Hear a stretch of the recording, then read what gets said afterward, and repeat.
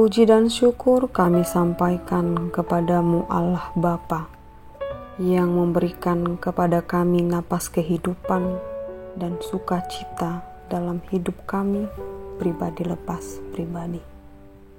Terima kasih Bapa buat kekuatan dan kesehatan yang Kau berikan kepada kami dalam menjalani setiap proses hidup kami. Bapa, sebentar kami hendak mendengarkan firman-Mu untuk memampukan dan menguatkan kami dalam menjalani hidup yang Kau berikan kepada kami. Berkatilah hati dan pikiran kami melalui Roh Kudus-Mu yang menyertai kami. Dalam Kristus Yesus kami berdoa. Amin.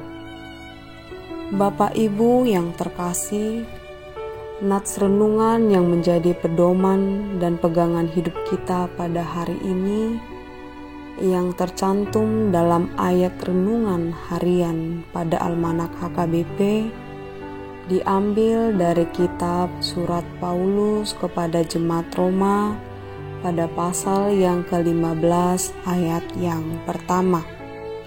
Beginilah bunyi firman Tuhan.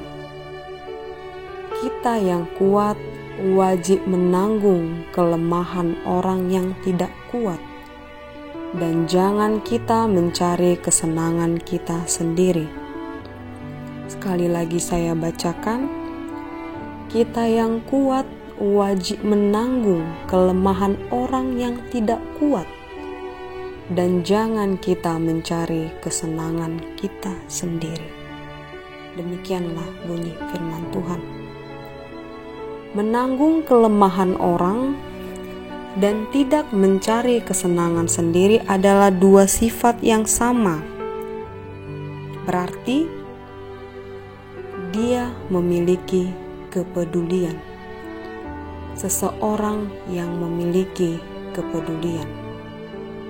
Kepedulian adalah salah satu sikap peduli, sikap yang mengindahkan, sikap sosial yang menunjukkan keprihatinan untuk membantu dan menolong seseorang.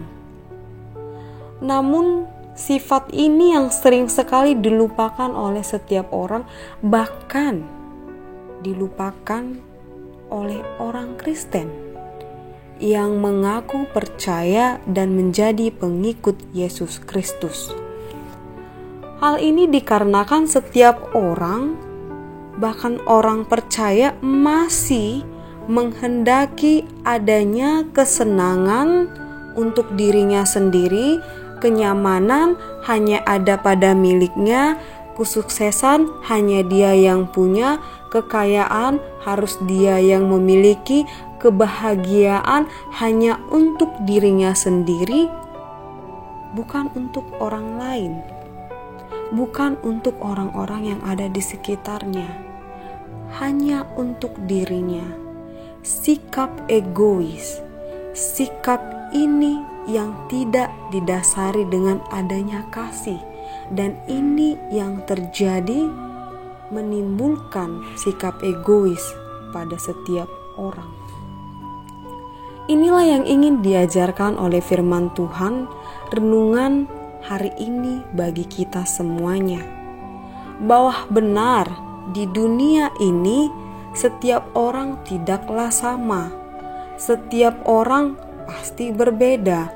Ada orang yang kuat, ada orang yang lemah, ada orang yang berkelimpahan, ada orang yang berkekurangan, ada orang yang berkedudukan tinggi, ada juga orang yang berkedudukan rendah.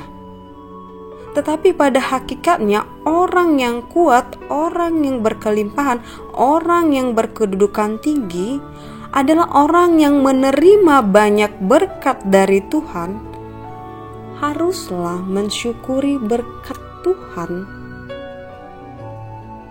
bukan hanya untuk dirinya, tetapi dia juga mengingat orang-orang yang ada di sekitarnya.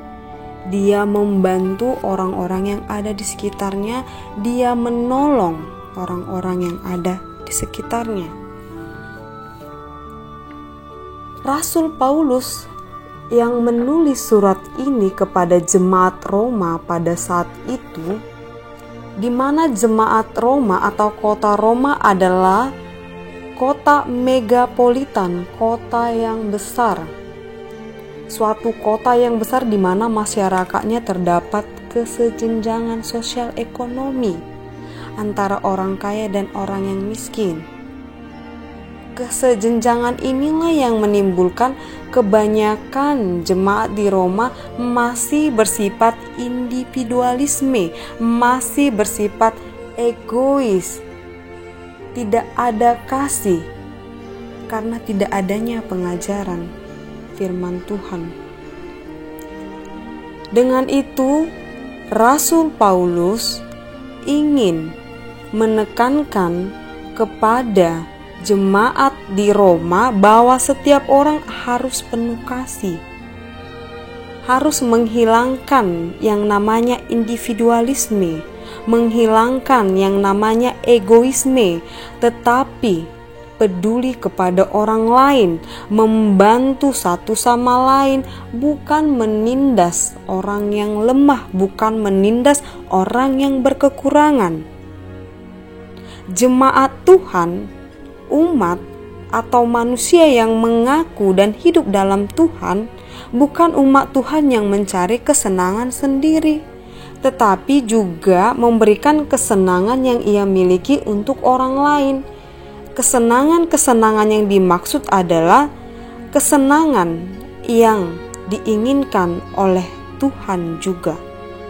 Sebagai contoh yang nyata yang dapat kita hidupi dan yang dapat kita lihat adalah sosok Yesus Kristus.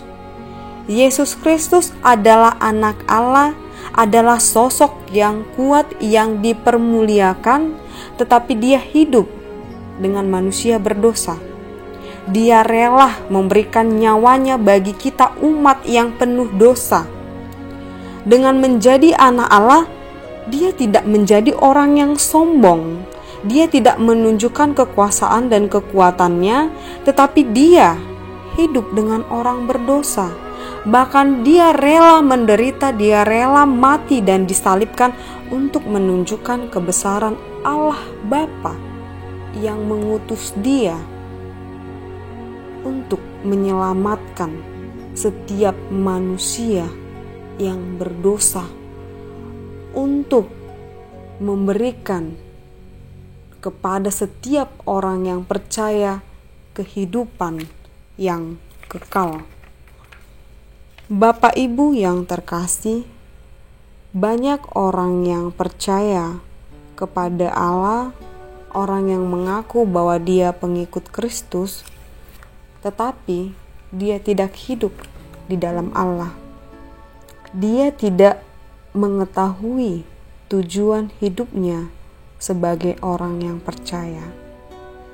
Tujuan hidup orang percaya, orang yang percaya kepada Allah Bapa, orang yang percaya menjadi orang Kristen, pengikut Kristus, itu tidak lagi berpusat untuk mengasihi diri sendiri, melainkan mengasihi orang lain menjadi berkat bagi semua orang.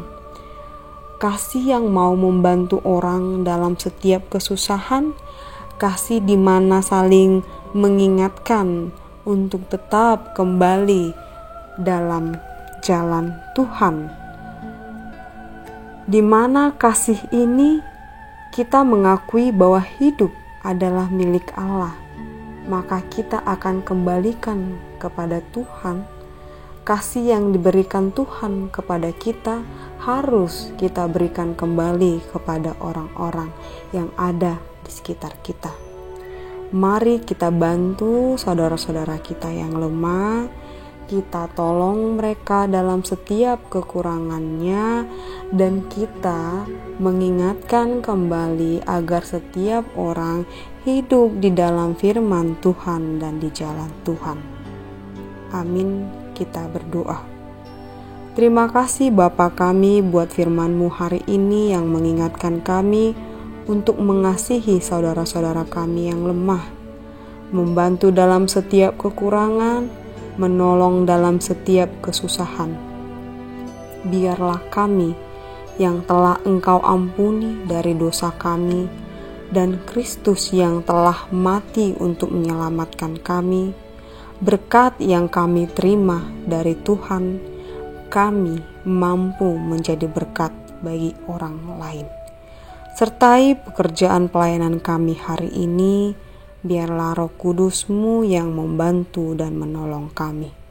Dalam Kristus Yesus kami berdoa dan mengucap syukur. Amin.